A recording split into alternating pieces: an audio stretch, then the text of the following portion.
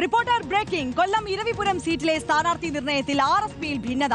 സെക്രട്ടേറിയറ്റിൽ ഭൂരിപക്ഷം ലഭിച്ചിട്ടും കാർത്തിക് പ്രേമചന്ദ്രനെ അംഗീകരിക്കാതെ ഷിബു ബേബി ജോൺ. വിഷ്ണു മോഹനന്റെ പേരിനെ ചൊല്ലി സംസ്ഥാന കമ്മിറ്റിയിൽ രൂക്ഷമായ വാക്കേറ്റം. കശുവണ്ടി മേഖലയിൽ നിന്നുള്ള സജി ഡി ആനന്ദിനെ പരിഗണിക്കണമെന്ന് സംസ്ഥാന കമ്മിറ്റിയിൽ ഒരു വിഭാഗം നേതാക്കൾ. AV ജയശങ്കറാണ് വിവരങ്ങളുമായി ചേരുന്നത്. ജയശങ്കർ, ഈ തെരഞ്ഞെടുപ്പിന്റെ അന്തിമഘട്ടത്തിലേക്ക്, ഈ സ്ഥാനാർത്ഥി നിർണയത്തിന്റെയൊക്കെ ഒരു അന്തിമഘട്ടത്തിലേക്ക് കാര്യങ്ങൾ എത്തി നിൽക്കുമ്പോഴും ഈ സ്ഥാനാർത്ഥികളുടെ പേരിനെ ചൊല്ലി ഒരു ഭിന്നത RSPയിൽ ഉടലെടുക്കാനുള്ള സാഹചര്യം എന്താണ്? ഈ കാർത്തിക് പ്രേമചന്ദ്രനെ അംഗീകരിക്കാതിരിക്കാനുള്ളൊരു സാഹചര്യം എന്താണ്?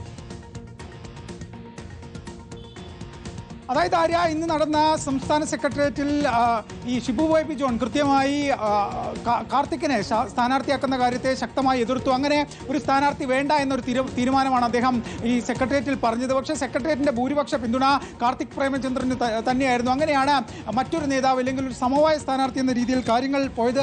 അങ്ങനെ ഷിബു ബേബി ജോൺ വിഷ്ണു മോഹന്റെ പേര് മുന്നോട്ട് വയ്ക്കുന്ന സാഹചര്യം ഉണ്ടായി. നിലവിൽ ചേർന്നുകൊണ്ടിരിക്കുന്ന സംസ്ഥാന കമ്മിറ്റി യോഗത്തിൽ പക്ഷേ വിഷ്ണുവിനെ സ്ഥാനാർത്ഥിയാക്കേണ്ട എന്നൊരു നിലപാടാണ് MK പ്രേമചന്ദ്രന്റെ വിഭാഗം അദ്ദേഹത്തോട് അനുകൂലിക്കുന്ന സംസ്ഥാന കമ്മിറ്റിയിലെ നേതാക്കൾ സ്വീകരിച്ചത്. കാരണം RYFന് ഇതിനോടകം തന്നെ ഒരു സീറ്റ് നൽകിയിട്ടുണ്ടല്ലോ. കുന്നത്തൂരിലാണ് അത്തരത്തിലൊരു സീറ്റ്. എങ്ങനെ ഇത്തരത്തിൽ യുവജന സംഘടനയ്ക്ക് 2 സ്ഥാനാർത്ഥികൾ എങ്ങനെ ആവും? യുവജന സംഘടനയ്ക്ക് എന്തിന് 2 സീറ്റ് നൽകണമെന്ന ഒരു വിഷയമാണ് ഇവർ ഉന്നയിച്ചത്. ഒപ്പം തന്നെ തൊഴിലാളി മേഖലയിൽ നിന്ന് ഒരാൾ വരട്ടെ എന്നൊരു ആവശ്യവും ഈ വിഭാഗം മുന്നോട്ട് വെച്ചു. അങ്ങനെയാണ് സജി ഡി ആനന്ദിന്റെ ഒരു പേര് സംസ്ഥാന കമ്മിറ്റിയിലേക്ക് വന്നത്.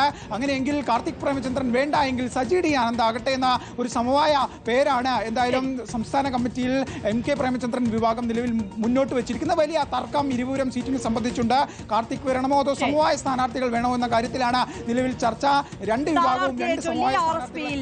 ഇരവിപുരം മണ്ഡലത്തെ കേന്ദ്രീകരിച്ച് ഭിന്നത രൂക്ഷം എന്നുള്ളതാണ് വാർത്ത. AV ജയശങ്കറാണ് വിശദാംശങ്ങൾ നൽകിയത്.